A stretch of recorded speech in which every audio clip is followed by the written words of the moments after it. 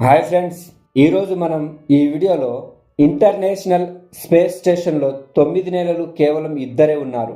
అందులో ఒకరి పేరు Sunita Williams and Butch Wilmore. ISS నుంచి 8 రోజుల్లోనే తిరిగి రావాల్సి ఉంది, కానీ 9 నెలల సమయం ఎందుకు పట్టింది అనే విషయాలు ఈ వీడియోలో తెలుసుకుందాం. ఫ్రెండ్స్, మీరైతే వీడియోని లాస్ట్ వరకు చూడండి. కొత్తగా చూసేవాళ్ళు మన ఛానల్కి సబ్స్క్రైబ్ చేసుకోండి.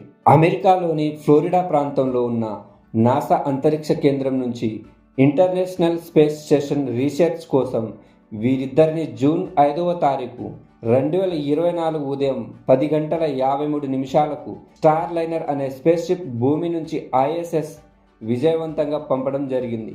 ఈ ప్రయాణంలో సునీత విలియమ్స్ మరియు బూచ్ విల్మోర్ వీళ్ళిద్దరిప్పుడు క్రూ 9గా వెళుతున్నారు.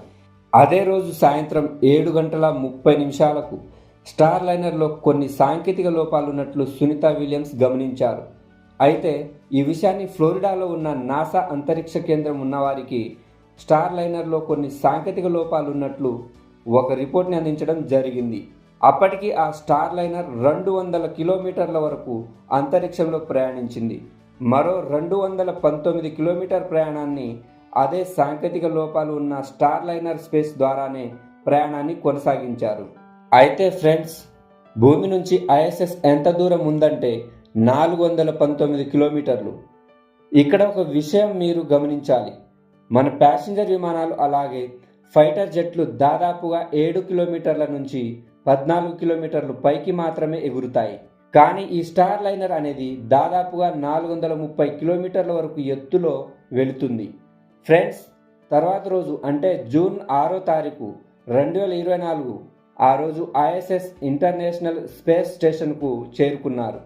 వాళ్ళు వచ్చిన ఏదైతే స్టార్ లైనర్ ఉందో లీకేజ్ ద్వారా దాంట్లో ఉన్న హీలియం అనేది అయిపోయింది.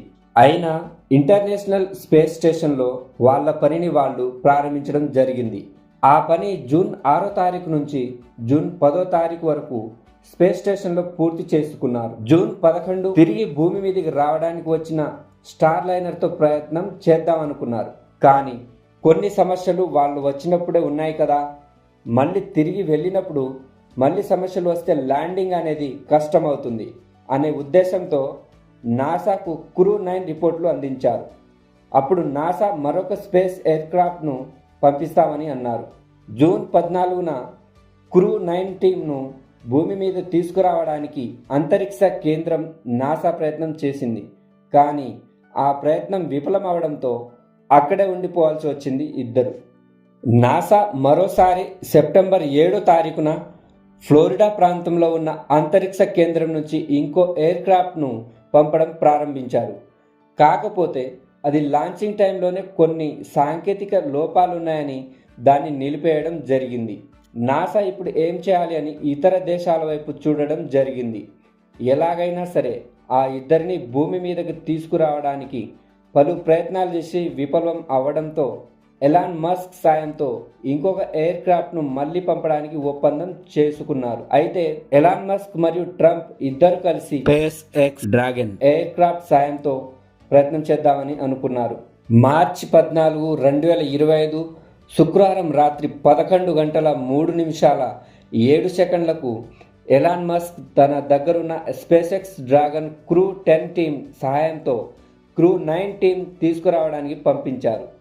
భూమి నుంచి ఐఎస్ఎస్కు విజయవంతంగా చేరుకుంది. అక్కడున్న క్రూ 9 టీం మరియు క్రూ 10 టీం రెండూ కలవడం జరిగింది.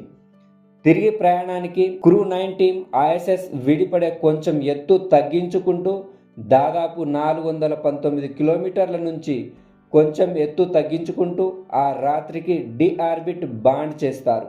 అది అయిన తర్వాత మన భారత కాలమానం ప్రకారం మార్చి 19 తెల్లవారుజామున 3 గంటల 20 నిమిషాలు ఆ ప్రాంతంలో ఫ్లోరిడా పక్కన ఒక 150 కిలోమీటర్ల దూరంలో సముద్రంలో స్లాష్ అవుతుంది.